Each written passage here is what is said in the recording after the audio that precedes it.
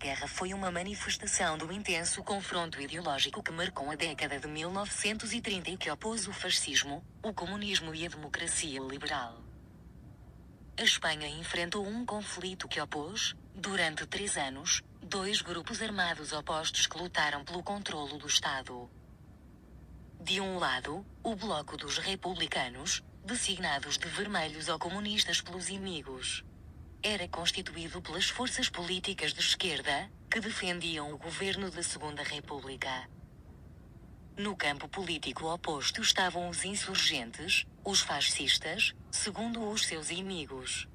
Eram militares que se tinham sublevado contra o governo republicano e que contavam com o apoio dos grupos de direita contra-revolucionários e antirrepublicanos. O conflito dividiu o país e dividiu as famílias entre os que apoiavam os rebeldes e os que se mantinham fiéis ao governo republicano. O uso da violência extrema foi generalizado. O conflito internacionaliza-se. Esta foi também uma guerra internacional, que teve uma enorme projeção no estrangeiro. Foi um episódio determinante da crise europeia da década de 30, no qual interferiram vários países estrangeiros, que procuravam influenciar o seu desfecho. A intervenção estrangeira no conflito foi determinante para o resultado final, fazendo a balança pender para o lado dos insurgentes.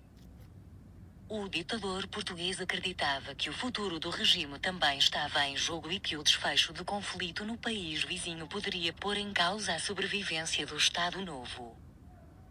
A Alemanha nazi e a Itália fascista apoiaram a facção do general Francisco Franco, fornecendo aviões para transportarem militares de Marrocos e das Canárias para a Espanha. A Alemanha enviou ainda armamento e uma divisão especial, a Legião Condor, que testou o seu mais moderno armamento durante a guerra. A própria Itália enviou cerca de 40.000 homens. Foram experimentadas táticas militares, que seriam depois utilizadas entre 1939 e 1945. O conflito permitiu ainda a aproximação entre a Itália e a Alemanha. A Grã-Bretanha e a França optaram pela não intervenção, uma posição que decorria da política de apaziguamento de ambos os países face ao expansionismo alemão na Europa.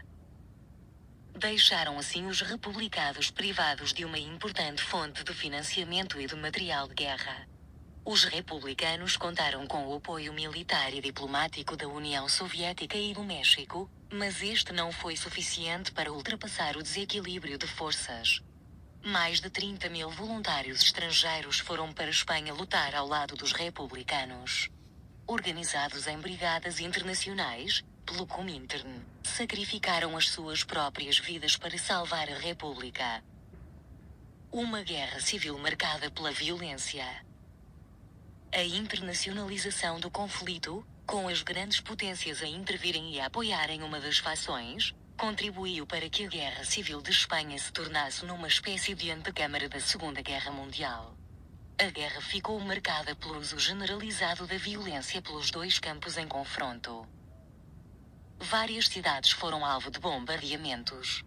Em Guernica, em abril de 1937, cerca de 30 aviões alemães bombardearam a cidade e o pintor Pablo Picasso imortalizou este episódio histórico no seu famoso quadro Guernica, exposto pela primeira vez na Exposição Mundial de Paris de 1937. Paulatinamente, os nacionalistas conseguiram conquistar as várias regiões de Espanha e derrotar os republicanos, levando a cabo execuções sumárias das populações. As forças de Franco terão sido responsáveis pela morte de 200.000 pessoas.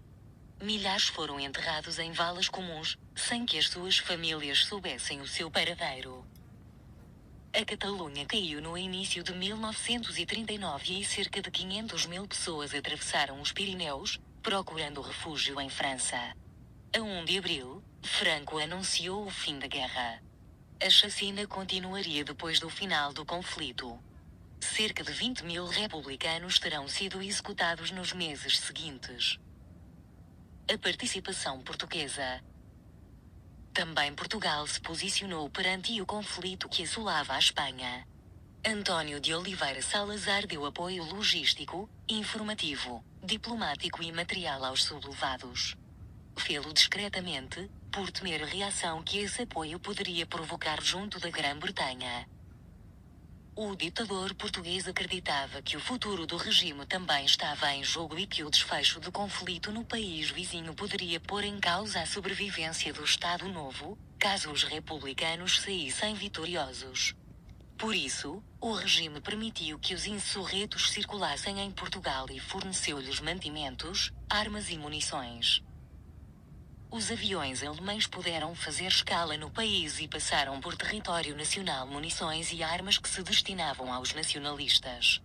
Salazar permitiu também o recrutamento de voluntários nacionais para combaterem ao lado dos nacionalistas, os chamados viriatos, e enviou especialistas militares. O país conduziu ainda propaganda anticomunista na imprensa e na rádio portuguesa.